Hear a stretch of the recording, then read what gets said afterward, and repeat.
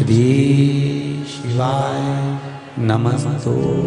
बैसाख के महीने में पूर्णिमा की रात्रि को पीपल के पत्ते 5 लेकर उसके ऊपर खीर डालकर रात्रि को खा लेने से महाराज दमे की बीमारी, श्वास की बीमारी रुक जाती है। वो बीमारी बढ़ती नहीं है, उससे कष्ट नहीं होता। जिन बच्चों के नेत्र कमजोर होते हैं, रोशनी कमजोर होती है, पूर्णिमा के दिन रात्रि को 12 बजे भगवान चंद्रदेव का दर्शन कराइए। 5 से 7 मिनट तक नयन मिलाएं चंद्रदेव के साथ, और बाद में एक पीपल के पत्ते पर खीर जो चंद्र के नीचे रखी हुई है उसी खीर को चटा दीजिए। फिर चंद्र का दर्शन कराओ, फिर खीर को चटा दीजिए। महाराज नयन की ज्योति बढ़ती है, नींद नहीं आती तो निंद्रा देवी प्रवेश करती है, निंद्रा अच्छी आती है, आनंदित। एक पात्र में जल और दूध ले लीजिए। शुक्रवार का दिन तो कहोगे गुरुजी ये कथा कहां से निकाल के लाए हो? तो विष्णु पुराण में से आप उसको स्मरण कर सकते। एक पात्र में देसी गाय का दूध, जल उसमें रखकर, और आपके अगर लड्डू गोपाल हो, यदि आपके घर में ठाकुर जी हो, लड्डू गोपाल हो, विष्णु जी का कोई स्वरूप हो, श्री हरि का कोई स्वरूप हो, तो उस पर शुक्रवार के दिन आप संध्या के समय पर दुर्वा डालकर उस दुर्वा से अगर लक्ष्मी जी के नामों का 108 बार उच्चारण कर कर, घी का दिया लगाकर, कैसर के चावल साथ में रखकर केवल उस जल का और दूध का मात्र छींटा देते हो तो उसके घर में कभी लक्ष्मी की कमी नहीं आ सकती, संपदा बढ़ती चली जाती है। 108 बार लक्ष्मी के नाम का मात्र उच्चारण कर लेने पर भगवान विष्णु के चरणारविंद पर, भगवान विष्णु के चरणों पर केवल उस दुर्वा का, जल का, दूध का सिंचन कर देने से भी लक्ष्मी की वृद्धि होती है। महाराज जिस व्यक्ति के शरीर में गांठ पड़ जाती हो, शरीर काला पड़ जाता हो,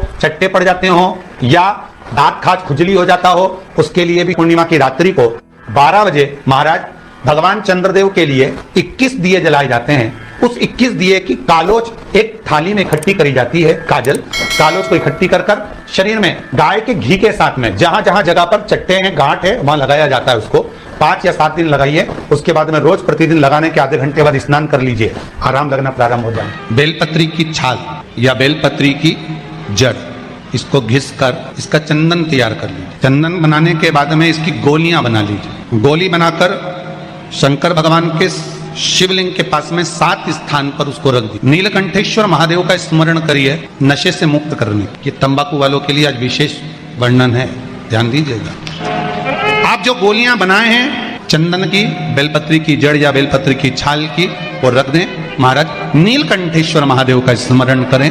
7 गोलियां 7 दिन जो तंबाकू खाता है उसको दे दें। महाराज सुबह के समय पर वो गोली मुख में रखें।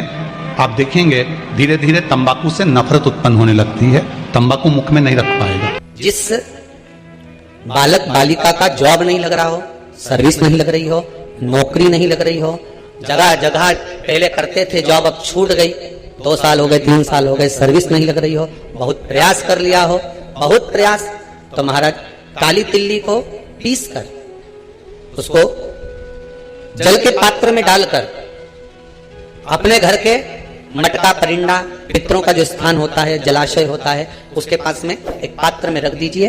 बेलपत्री या बट का पेड़ या पीपल का पेड़, इस वृक्ष के नीचे एक रात्रि तक रखे रहने के बाद में दूसरे दिन अपनी कामना करता है, जिनका जॉब नहीं लग रहा, सर्विस नहीं लग रही, नौकरी नहीं लग रही, या कहीं उलझने उत्पन्न हो रही है, उस व्यक्ति को हाथ में ले जाकर उस पात्र का जल, 3 वृक्ष पितरों के तुलहला बेलपत्री का, दूसरा पीपल का, तीसरा बट का, ये 3 पितरों के तुल्य, इन 3 में से किसी भी वृक्ष के नीचे उस काली तिल के जल को समर्पित कर दीजिए। महाराज बाबा चाहेगा, भोलेनाथ जी चाहेगा तो 3 महीने में कहीं ना कहीं योग बना ही देगा। ये बाबा पर विश्वास रखो,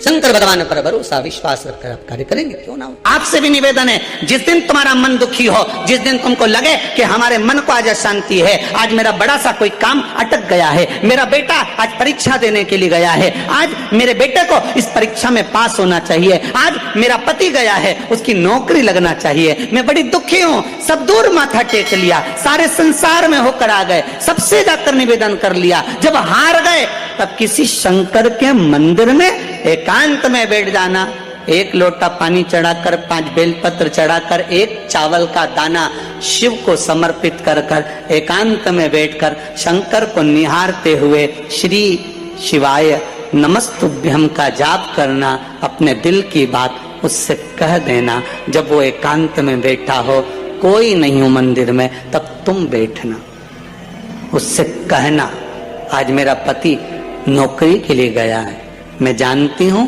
कि मैं हो सकता है पाप कर्म करा, पूर्व में क्या क्या करा अपने को क्या मालूम, हो सकता है मेरा पति भी पूर्व में कोई कर्म विकार करा होगा, सारे जगत में धक्के खा लिया, सारे दुनिया भर में घूम कर आ गए, पर मेरे बाबा अब कहीं पर नहीं जाऊंगी, आखिरी है तू और तेरा द्वार, अब नहीं छोड़ूंगी। और उस बाबा से निवेदन कर कर जाना, 8 दिन 15 दिन इंतजार तो करो।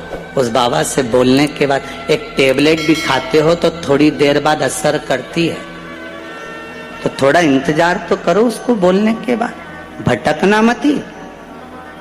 उसके दरवाजे पर जाने के बाद भी अगर काम नहीं हो तो समझ लेना कि हमारा कर्म कुछ ज्यादा गड़बड़ होगा लगा है, अभी समय लगेगा। भटकना मती, नहीं तो इनके छोड़ के दुनिया के लोग तो बड़े भटकते हैं।